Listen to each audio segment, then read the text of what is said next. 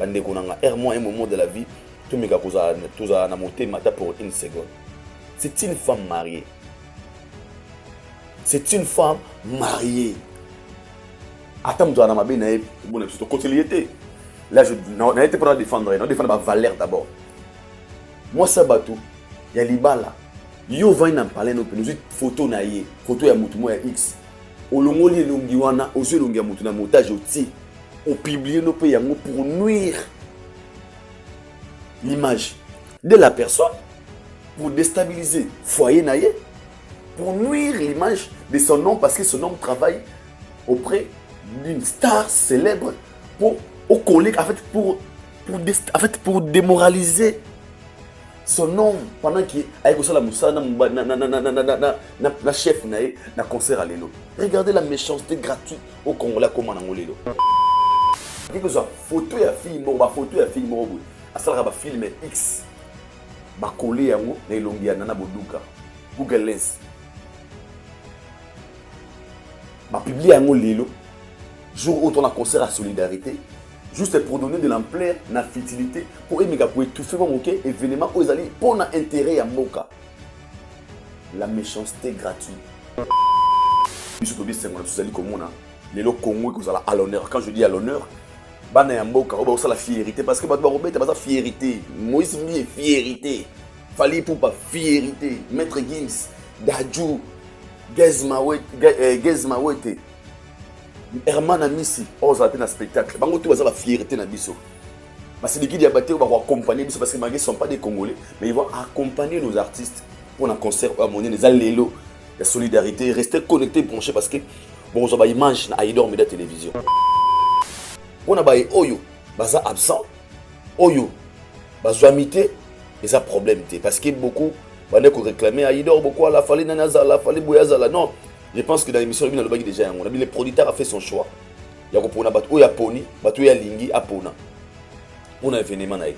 Alors biso to za banani poto ya wana to bana ko imposer producteur makamo o fala sala. To za banani. Les producteurs azana choix ko pona musicien o ya lingi pour se sentir que l'événement naï musicien wana ko apporter un plus. Alors tout le monde sur le plan polémique parce que polémique les alliés tant Congolais comme Gwen esprit ah fallait nana zala fallait bien sananyo c'est esprit wanande il fallait wana les a aussi là écrit ba polémique oh non pour nanga il fallait inos biazala oh pour nanga fallait nana zala oh pour nanga fallait mutu zala mais le producteur a fait son choix na ba oyo yemo kwa poni ameta mais pour moi je dirais na choix au producteur à sali est-ce que bino vous êtes d'accord na ngoto te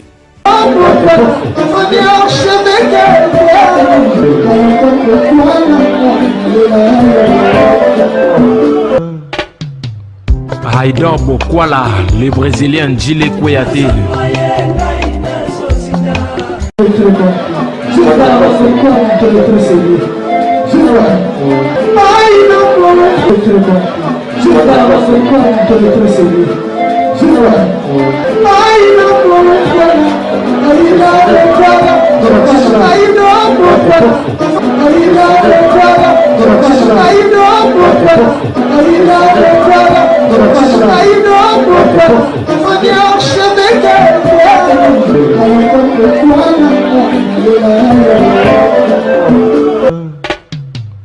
Aïdor Bokwala. Bienvenue chez Aïdor Show. Chers internautes, bonjour et bonsoir. À l'ère à laquelle vous nous captez. Et nous sommes bel et bien à Paris. Ici, puis Aïdor Bokwala, on a bien nous avons séjourné en Nord. Je dis un grand merci à Nyonso. Vous avez soutenu un biseau de loin ou de près. Je vous dis un grand merci. Un grand merci à Nzamba Saliko Nase, dans le Nzamba Salar RRT, à Rapé Sirprité, le créateur des cieux et de la terre, le maître des temps et des circonstances. Merci Nzambe. Merci pour notre souffle au Pessibissu Félé. Merci pour notre rebattre les autres rebattre la biseau.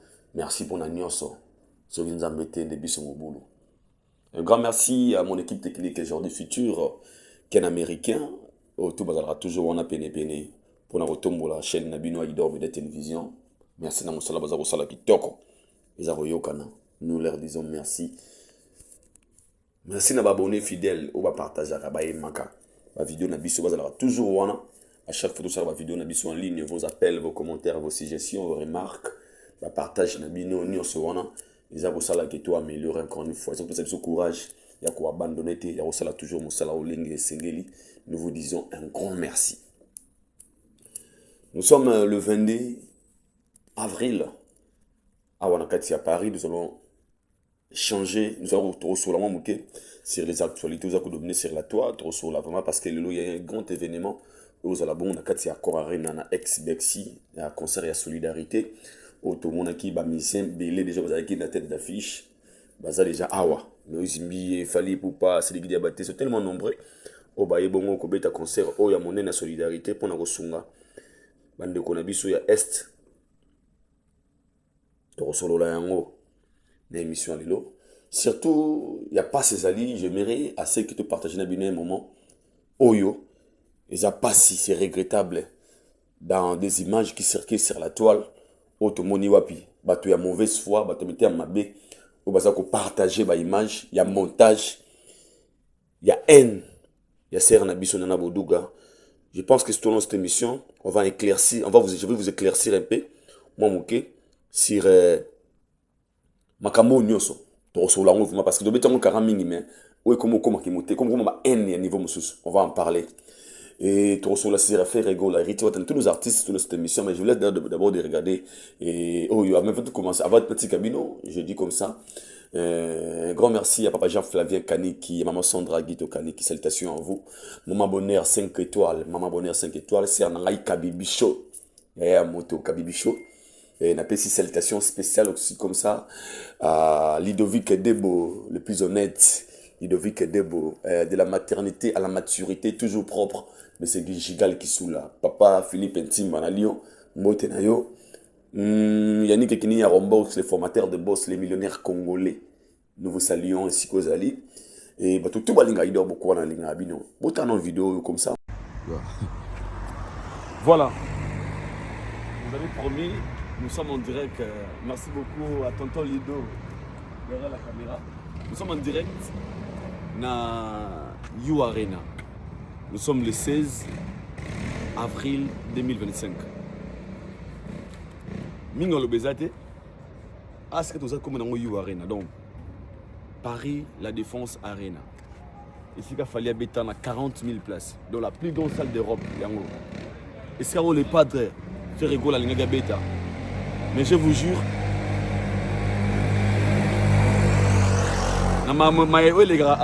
c'est très difficile qu'un acteur congolais habite à si facile. Donc, je vous signale que 2025, 26, 27, 28, 29, 2030, les Congolais vont être au Bétara. Le 2031.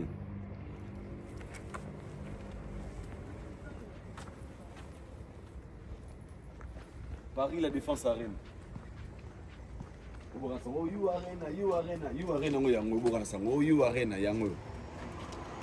Donc nous sommes ici à Paris, la Défense Arena.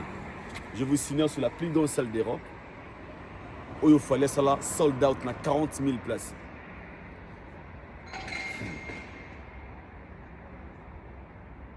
Peut-être les gens ne disent pas la vérité, mais moi je vous signale que on vient de me signaler ici, mais c'est Maroté congolais à Robeta avant 2030. Donc avant 2030, M. Moro Congolais Robeta à jamais. Jamais de la vie. Avant 2030. Nous sommes Robeta en 2031, 2032, 2033. Mais de 2025 à 2030, personne ne jouera ici. Parce que les gods, les légendes, c'est ça qui ont déjà. Donc, ça c'est You Arena, la plus grande salle d'Europe. Au Boran à Sango. Donc, Paris, la Défense Arena. Voilà.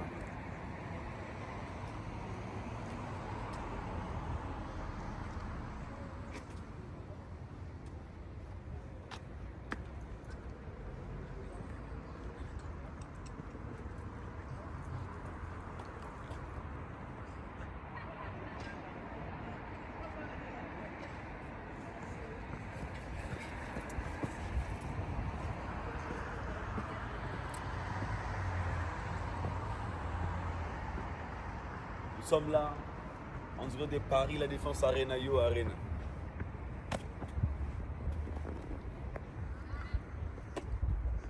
On a logé Pemenia, on a trouvé Bangatou, on a pemenia.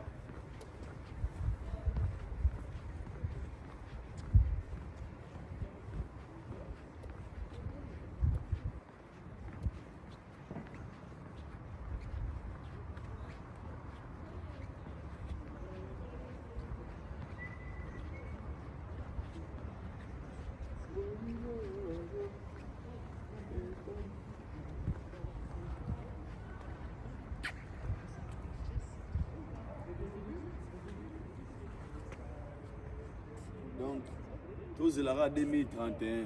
Avant 2030. Donc, avant 2031, je vais Azate. Je m'excuse. Ceux qui t'aiment, ils vont retourner, ils vont se renseigner.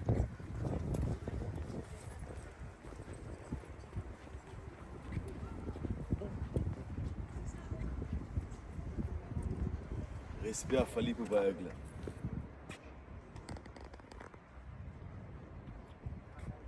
Respect à Fali pour Baègle. Respect. Quand je dis respect, je sais de quoi je parle. Respect. Donc avant 2030, personne ne jouera ici. Mais après 2030, Robeta. Mais avant 2030, vous Robeta à Azate. Mais c'est un Congolais, moi, Robeta à. Moi, vraiment, ceux qui t'aiment meilleur au Tchadat. Pour effacer l'affiche, pour annuler. On a vu là là-bas. Ce qu'on m'a dit ici, c'est fort. Hein? Yeah, on est ensemble. Parce qu'on est photo mort, vraiment. Yeah. Voilà. Vous avez promis, nous sommes en direct. Merci beaucoup à tonton Lido derrière la caméra. Nous sommes en direct dans You Arena.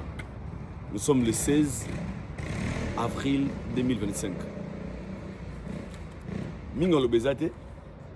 Ah, c'est que nous sommes dans You Arena. Donc, Paris, la Défense Arena. Ici, il fallait habiter à 40 000 places. Dans la plus grande salle d'Europe. Et c'est le padre. Faire rigolo à l'Ingabeta. Mais je vous jure,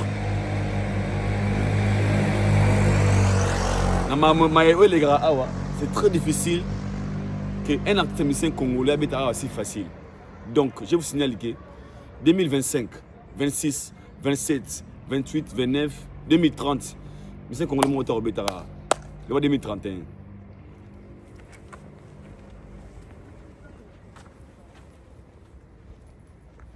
Paris, la Défense Arena.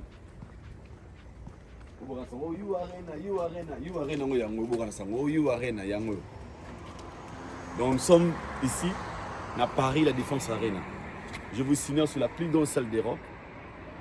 Où il fallait ça là, sold out, à 40 000 places.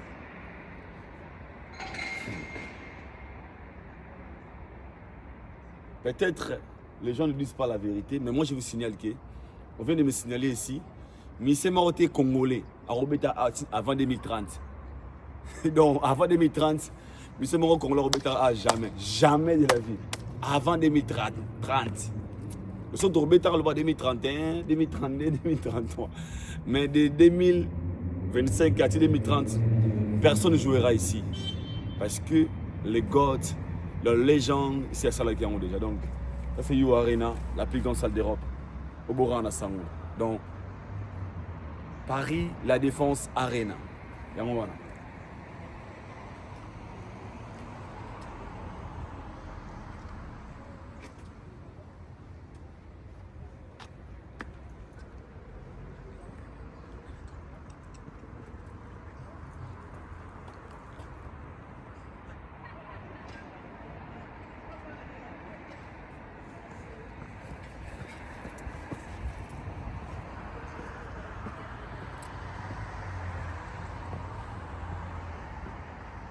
Nous sommes là, en direct de Paris, la Défense Arena, You Arena.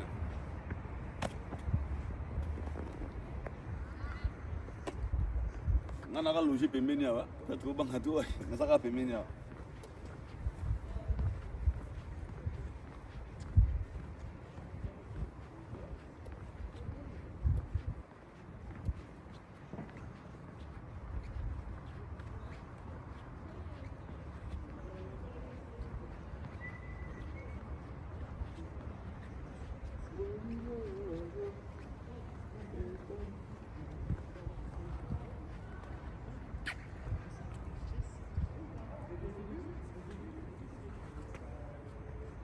Donc, tout cela 2031.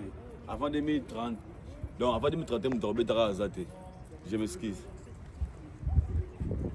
Ceux qui t'aiment, ils vont retourner, ils vont se renseigner.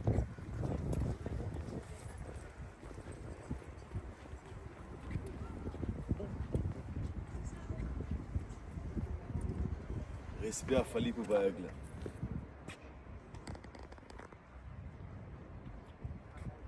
Respect à Fali pour Aigle. Respect. Quand je dis respect, je sais de quoi je parle. Respect. Donc avant 2030, personne ne jouera ici. Mais après 2030, Robeta. Mais avant 2030, vous devez Robeta à Wazate. Mais c'est un Congolais, moi, Robeta à Moi, vraiment, ceux qui étaient meilleurs au Tchadat, pour effacer la fiche, pour annuler. On a vu, on a l'eau. Ce qu'on m'a dit ici, c'est fort. Hein. Yeah, on est ensemble. Parce qu'on est photo mort, vraiment. Comme je vous disais, tous sont des retours. Les 22 juillet et les 22 avril, concert et solidarité. Ici, puis nos artistes, Robert, concert et solidarité pour le cannabis au Congo. Et c'est aujourd'hui le matin où il fallait pour pas comme Moïse Mbi a comme Kilobi. Il y a des Sidiki Diabaté, Gez Mawete, plein d'artistes où on va sélectionner pour un concert et solidarité. Il y a mon collègue Lelo. D'abord, premièrement, Naïna Lobby. Félicitations à nos artistes. Merci d'abord pour l'initiative. Merci. Il y a un esprit moko parce que on a une grandeur d'esprit. Pour l'intérêt à Moka, ba star na biso bandimi, bazala ini, le rôle à Motumoko, ma bête à concert. Il y a Maître Gims, il y a Dadju, il y a tout le monde, sont tous les présents pour un événement monene Oyo. Et Salama, Lelo, Awanakatia, France, précisément, na Accord Arena ex-Bercy. Il y a un biso tobi 50 sous komona lelo Congo que vous allez à l'honneur. Quand je dis à l'honneur, bana ya mboka oba osala fierté parce que ba robeta ba fierté. Moïse Mbi est fierté. Fali Poupa fierté. Maître Gims, Dadju, Gez Mawete. Herman Amisi, ça a un spectacle. Bango tout va la fierté na biso. Parce que les guides Diabaté vont accompagner biso parce que les ne sont pas des Congolais, mais ils vont accompagner nos artistes pour un concert à monnaie les allélos. La solidarité, restez connectés, branchés parce que bon, on a une image à Aïdor Média Télévision.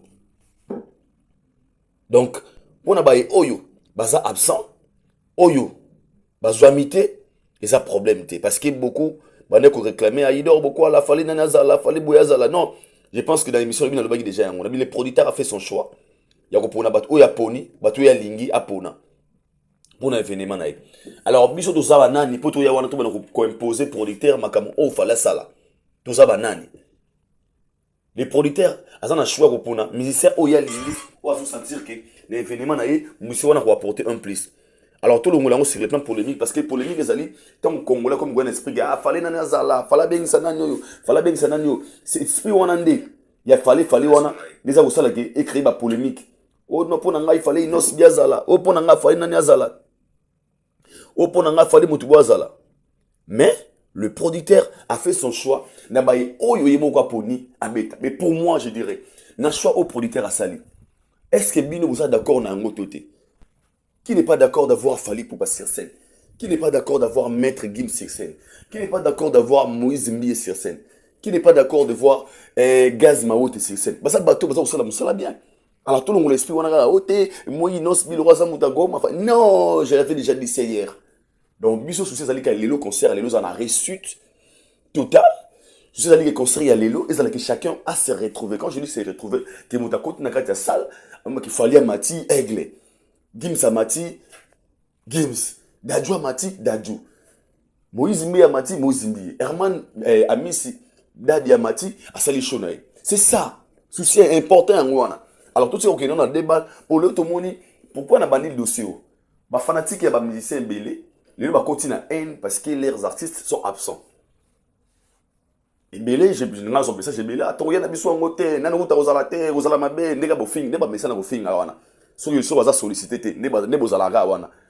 Parce que vous êtes événement comme mabe, parce que vous êtes événement comme il y a des fois parce que vous êtes événement comme il y a très selon vous. En oubliant, naba kanyoso. Tout le monde a même dans ma famille. Tout le monde même dans ma famille. Bien tout le monde même sur les choix, il y a bénédiction, il y a vie. Dieu ne peut pas bénir tout le monde de la même façon. Même moi, c'est n'a pas choix.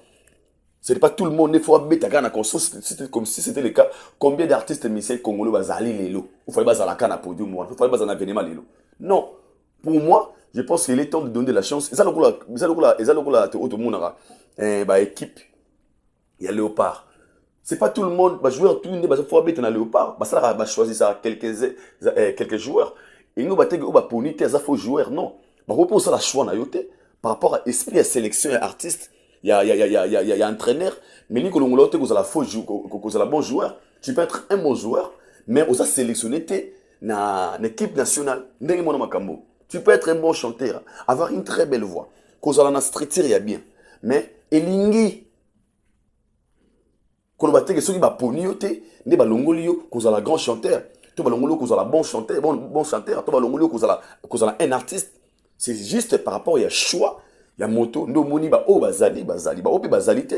Moi je vous dis courage à vous, to beta maboko, ata na mosika, ata kozala te mais pe sa force na bana moka, pe sa force na bandeko baza robeta concert lelo.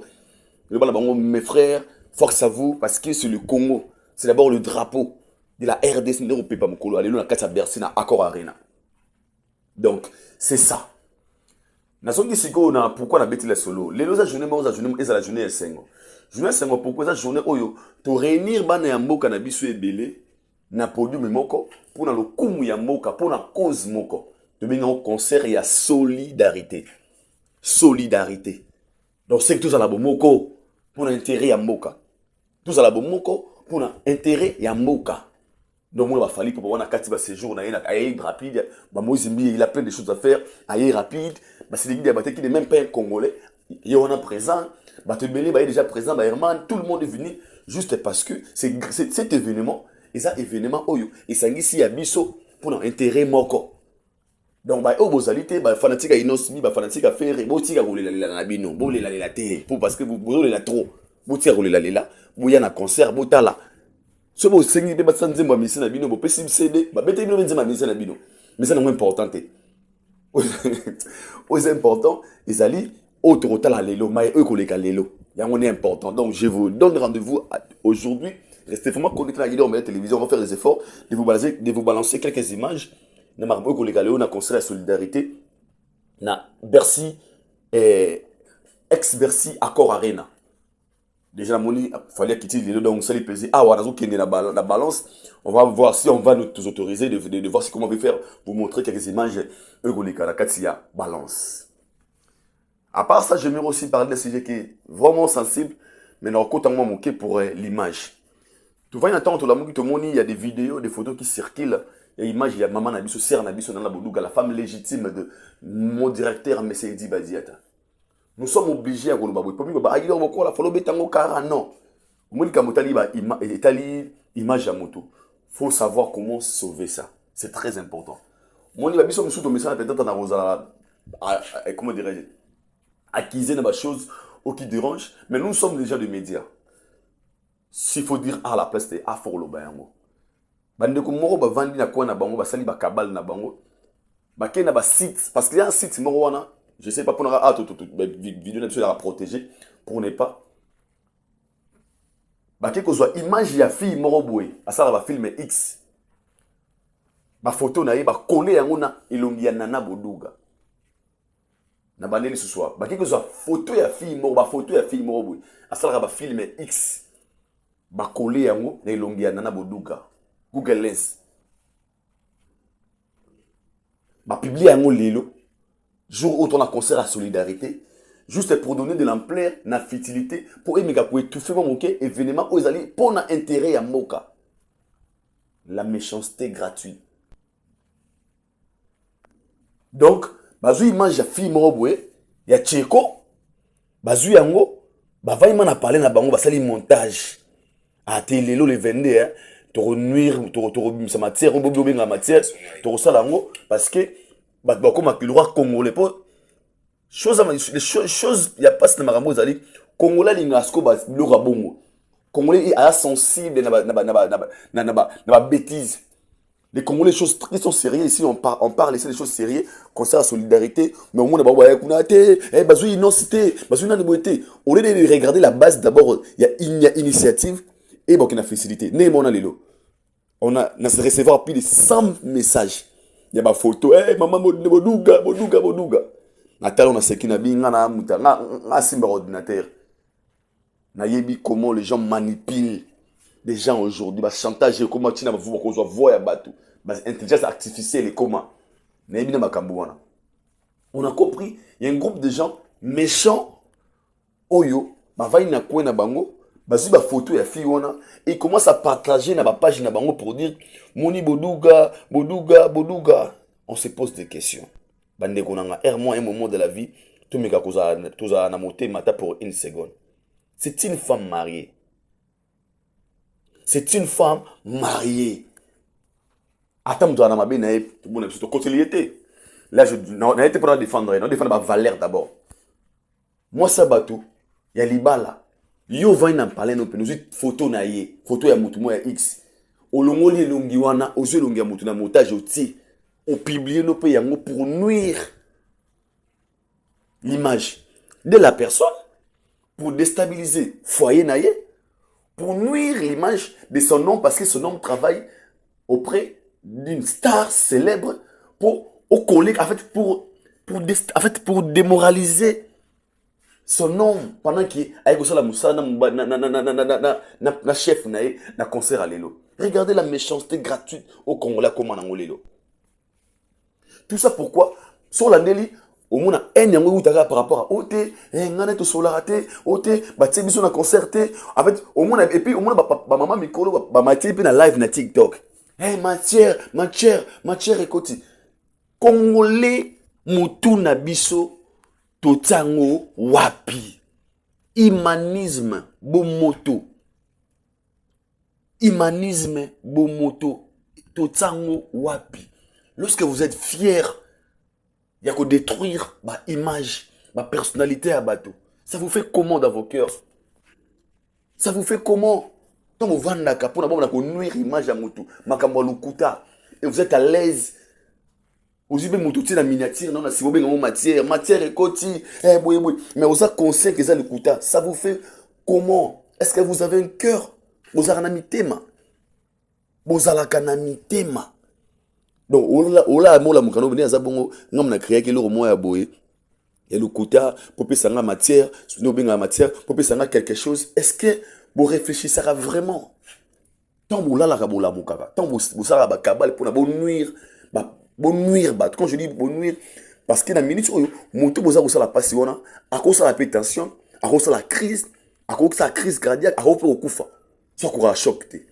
Et vous êtes là, vous êtes très fiers de nuire les images, il y a bateau, juste parce que vous avez besoin d'argent, parce que vous avez besoin de views, parce que vous avez besoin, il y a masse, il y a live, tout le monde a réfléchir un peu. Ça m'a fait très mal quand je vis l'image de la fille, il y a une image où vous collez à mère, il y a serre na biso boduga, na lobi, motemba où est le cœur? Motema, où tu es barana kala mutu, avant ça, m'a besoin de réfléchir, aïe dort on a couché la macambo sur le lot à prendre ça va lui affecter comment? Et vous tout ça vous dit absolument rien parce que vous avez l'intérêt, votre intérêt c'est et le mot que vous avez bino bona posa matière bino bona posa balobela bino bona posa en fait bona posa bozo mbongo na motu ya motu ozo na page de belo mona ba page tout ça ko publier photo le kuta montage de Boduga et ça la page ba pro ou balinga falite oh botala mutafali botala batafali. Tu sens vraiment que les gens qui cherchent comment à détruire non seulement Batou mais pour détruire donc faut donc simba fali tout simba na ba innocent. Et vous pensez lorsque vous faites tout ça ça va déstabiliser carrière ya Fali. Quand vous faites tout ça ça va nuire l'image de Fali. Non, vous avez se ridiculiser pour rien parce que à l'époque au moment où il n'y avait pas l'internet, n'avait pas encore beaucoup d'accès. Et ça qui va causer on accède. Mais aujourd'hui, tant qu'on crée l'intelligence artificielle, Google Lens, montage, et comme tout le monde est cultivé. Quand je vis ça, je dis, il y a foutu le kuta. Vous avez gâté. Quand je dis gâté, parce que ça, le montage, n'est pas comment insérer et l'ongia le kuta, ou bambam, ata, matière à n'engeni. Non, aux montage, aux faux. Parce que je suis du domaine. Et quand je vis la vie, que je vis la photo, je me suis dit, et puis, natongo bato tini longo banani, mero imité inconnu. Bosambou. Tant vous faites allusion à quoi? Bosambwe, Bomoni, Bosambwe. Ici, je ne défends pas Boduga. Je défends la valeur d'une femme, la valeur de la femme, la valeur de la personne, pour ne pas seulement dire la femme. Et si je suis contre des actes, oyo, et ça, on a pour nuire à l'image de Batou. Je suis contre les actes, où ils en ont pour déstabiliser, en fait, moralement la personne. Parce que nous tous, nous sommes des victimes. Ce qui est bêtise, c'est que ça a monté. Ce qui est fragile, tu peux perdre la vie, ou ça va maladie. Parce que, en fait, ce qui est maté, au cocaté au CD. Nous autres, on a résisté dans certaines choses parce que peut-être on a le cœur, on a Jésus, on s'est dit, ça peut arriver, Nzambe, c'est toi qui connais le cœur. Mais pour nous, à la moune, on a une image et image où elle est consciente que Esaïete, où elle est consciente que Atambola, nous autres, les Alraboïté, à quoi il peut koufa. À quoi il peut koufa. À ça, la famille, à ça, la belle famille, à ça, la bandeko. Combien peut-être, nous sommes au monde, mais maman n'a pas koufi na place na. Ah, moi, nangai, à ça, il peut crise à koufi. Muso wa mon komi boy ne connaît moi belaka ah ne connaît nga akuf pe na place na juste parce que yo ça y le pour intérêt non olia mais et perdre ses bateaux vie humanisme exaté un est comme le niveau moi je me dis là à l'époque tous à la sincère à l'époque de Ujib et de Ouira aussi il y avait des débats sur de la musique ezaka nango mais tant on a biso o e komi un ya kindoki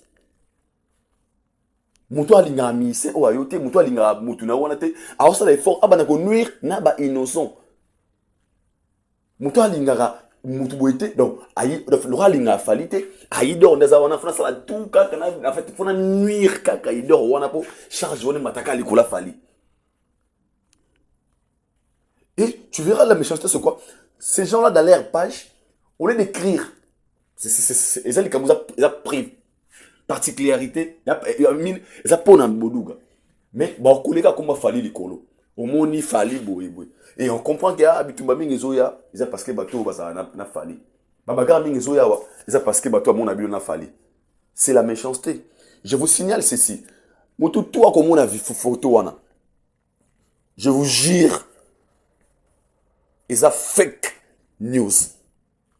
Ou à ligne peut-être que c'est un détail belé, il y a privé parce que on a YouTube, on peut pas mettre certaines images par rapport il y a règlement, il y a YouTube, il y a Google. So boye na privé, je vous jure, na bande sous ou toi comme on a photo, on a pas comme ça na ba monyango te, muso ba monyango déjà. Boye ba kezali fake. Quand je dis fake, kezali ya lokuta. Kezali montage. Parce que la fille en question, c'est une fille où ça a un film X. Il y a un site Morizawa, on a côté, tout le monde, déjà, on a accès au côté. On a vu des vraies photos et la vraie visage, il y a des kouana moisi. Donc, bazoué l'ungan de kouana moisi balongoli, bazoué l'ungan nana boduga, bateli kouana de kouana, ni ba partager ba photo wana, ou boza komona léona sur la toile, ou boza komona na ba TikTok, ou boza komona na ba Facebook. Je vous signale qu'ils allaient fake news. Je répète ici. Je vous signale que ezali fake news. Donc Nana Boduga eza yete. Donc les images que vous voyez là, ce n'est pas l'image de notre sœur Nana Boduga. Donc la photo que vous voyez là, vous avez circulé sur la toile, ezali image photo ya Nana Boduga te ezali fake news. Donc Boduga aza normal. Boduga a publié à mette, mais bâtonné à mette mamabe, basali ba montage juste pour na ba bebisa image to ba nuire image ya ser na biso Nana Boduga. Et ça fait trop mal. Quand je dis ça fait trop mal, pour Congolais à longola kibomoto, Congolais longola motema, Congolais soit haine, après ça en place. Les Congolais sont prêts à tout détruire son frère ou sa sœur pour l'intérêt qu'il y a l'art. Banda ba TikTok ya, banda ba YouTube ya, ntormo linga matière, na benga ngo matière. Tout le monde a besoin, il y a un élément. Écoute, il a un bon. Donc il peut se réveiller bon matin là, les gars, ah, toi Aïdor, Aïdor, na beta bon mo boya, oh Aïdor. So ba sous pété, il va publier Aïdor. Peut-être il est le en plein photo et zui. So boye ba guité, so to ba guité. Et retourne tout le monde à croire nango. Donc faut tenir là-bas parce que demain ça peut être toi. Donc tout celui qui est en train d'appuyer acte ya boye. Yeba ke lobi roye la pena ngambu nao. Jouer roye na ngambu nao, ozana courage. Ya ko lobate soki oza mutu oza partant na ba bêtise ya boye. Mais tant que comme sur l'esprit ya ke mutu tselo comme abe, ba tselo ko lokuta to dénoncer yango, tu vois, to téléminer yango pour que ta ba hémorragie ne soit. Et c'est aussi pour sauver la communauté, pour sauver l'image de certaines personnes qui sont des innocents. Parce que mingi ko harceler bango bongo. Parce que le montage batini au de la to publié. Beaucoup de gens souffrent na dom na makambo. Parce que les bango bongo, parce que harceler bango, parce que intimider bango. Parce que mutu mo harceler ba montage na ye, comme Golande la sko yo, pesanga 2000 euros, pesanga 3000 euros, so pesité, non publié yango. Et c'est ce qui se passe aujourd'hui. Alors moi je vous signale, il faut être concentré. Et puis l'icône c'est quoi? Le mal est que ces gens-là pensent, tout va ça makambo. Bah poni journée, bah poni le 22. D'habitude que le 22, il a joué à concert. L'ampleur, ils ont ampleur à concert. Ok, tout ça, bilo kaboui parce que bah tu vas la focaliser dans ma caméra. Attends, mais ça n'a pas été, attends, azan a été le plus important. Actuel temps ils ont obésité. Ah, c'est l'on pensé Nabino. C'est l'on pensé Nabino. Ils a passé pour la Congolais. Ils a passé pour la bayo bazanga kibomoto. Ils a passé pour la bato oba comprendre raté valeur il y a vie à moto. Ils a passé. Ça fait trop mal quand on voit tous ces genres de choses. Alors moi je dis courage à Nana Boluga, force à toi. Ce sont des épreuves, c'est dans des épreuves comme ça, moi vraiment je te donne de la force. Pourtant dans mon photo, j'étais tellement choqué parce que dans mon photo à bongo. Choqué par rapport à l'idée au mouton à Zouaki pour accompagner un niveau à bongo. Likanisika wana mutu wana vanda na parler na vanda ya déjà bongo na sala montage comme ça na sali yango na public en fait et bon t'as pas mutu moko parce que l'idée où t'as pas mutu moko akabolo ba muningane tout ça nini atonuri sera na utu bobe ya boye donc tout ça ngo bongo ba yokani bo sali en oubliant même si vous faites tout ça nzamba sala ka pona ba juste Dieu défend que des justes, Dieu défend que des innocents. Mon père me disait aïe. Un moment de la vie, tu n'as pas besoin de s'expliquer, de se justifier. Ton côté innocent, Nzamba salaka na pona ba juste. Nzamba salaka pona ba innocent. Lelo innocence naye et gangi pourquoi? Faut te bimi lelo. Mais quand que biso va suivi pour l'année na source, on a compris que te treka je vandaka. So moto sali makamwana aibaka ebani. Moto sali makamwana ebani. Ya bien ce qu'on est ça ngwana. Donc, au moment où je vous parle, moto oyo, asali photo badbu ya boduka wana, ayebani. Donc, la minute oyo, moto asali photo ya montage ya boduka wana, ayebani. Au moment où je vous parle, ayebani. Donc, moto oyo, asali photo, ya nana boduka montage wana, ayebani. Parce que si ka sali moko, aso yebate akima. Asala nini parce que le logiciel est comment et quand on a tina premier première publication premier partage en fait le monde là comment tellement intelligent ba cybercriminalité comment non déjà en fait pour na ko kanga muto ça la chantage ya bongo et c'est nga suba magité. Donc je vous signale que après le concert demain ou après demain muto wana to ko publier pour na relaxer ki mbala sima asala rasusu ba acte ya boete. Donc je sais ce que vous voyez l'état que vous voyez na maboko bako kangaye bako saisir ye bako sala kumba c'est la leçon prochainement ata un eleki aye baka sika ni ko sala limite ya kimote mamabe. Le monde est méchant, méfiez-vous des gens. Après ça toujours tolu père nanga dobanga idor kebana batu mwana nanga mon fils kebana batu aidor kebana batu ya oyebite ozolena nani ozolena ndoki Ozolena nani, Kebana Batou, tu manges avec qui? Qui est ton frère? Qui est ton ami? Nani, qui est ta sœur? Qui, question mark? Tu es baramote, ma tête, tu tambola, tu kutarana batu nanzela. Oyebite na zanani. Oyebite muto ina on a des grenini. Muto alinga raote na des grenini. On ne contrôle pas parce que tant qu'on contrôle pas le cœur, tant que tu as accès na moté maté, tu es baraté azo kanisa nini. Elle te regarde. Est-ce que tu regardes Namote Manini? Elle sourit avec toi ou il sourit avec toi. Alors c'est quand Namote Manini. Nakati na elle pense quoi? Nakati na zomi nobela nini. Est-ce que c'est des questions où il faut toujours prier. Conseil gratuit, toujours prier, demander à Dieu de vous donner des bonnes personnes dans l'entourage Nabino. Il faut toujours prier, demander à Dieu. Il y a continué là mon avis. Pas sinon il faut toujours prier d'avoir des très bonnes personnes. Il faut toujours prier. Et pas nzambe. Après ça biso bato malamu pene na biso. Bato ba ko nuire biso lobité. Bato ba ko contribuer na échec na biso lobité. Bato ba ko contribuer na passe na biso lobité. Mais prier les bons dieux qui nous donnent des gens oyo soki passe ça à télémabino à idor boko là tonde konanga saira.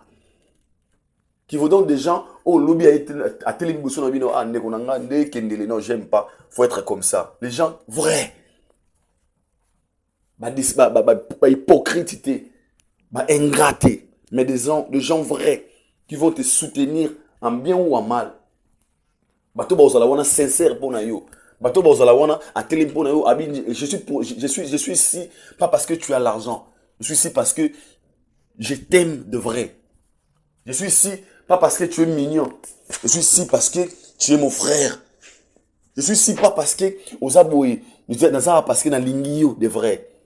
Avoir des très bonnes personnes, des personnes vraies et sincères dans la vie na yo, c'est par là que ma tout est changé. Pas des flatteurs, pas des hypocrites, parce que tout ça ils ont armé qu'on s'est entouré dans de mauvaises personnes.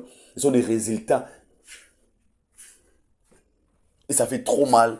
Et je dis force à notre sœur, courage. Courage.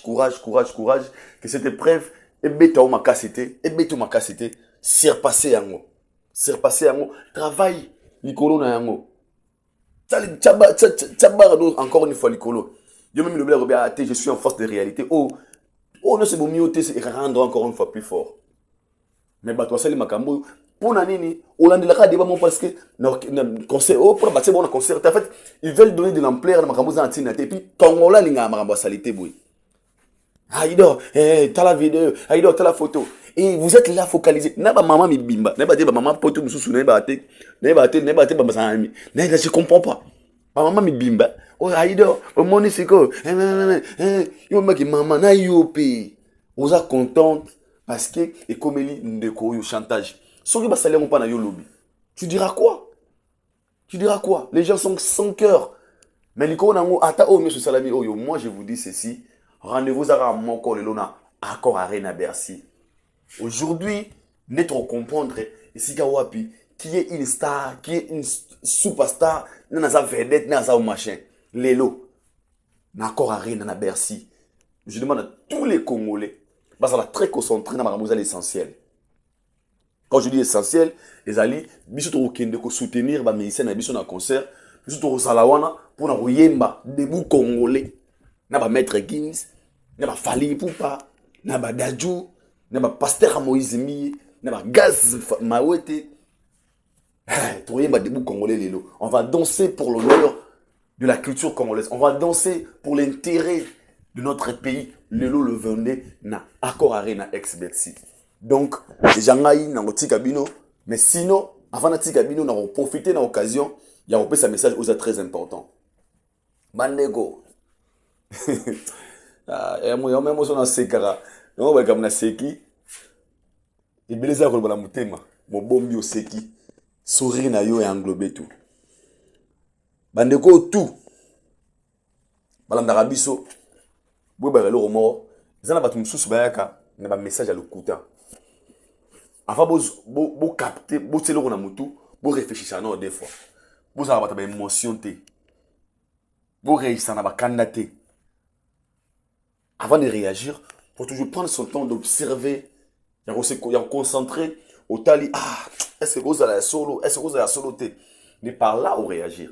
Parce que si vous réagissez seulement sous les émotions, il y a un monde aux yeux décisions, après, tu te rends compte que fallait pas au décider bon. Ils allaient regarder la scène à la bande de coming de l'Arabiso. Même avant de commenter aux temps où les vidéos aux émissions du début jusqu'à la fin. Après là tu donnes ton avis. Après là on commenter on dit ah et puis commentaire il y a au fin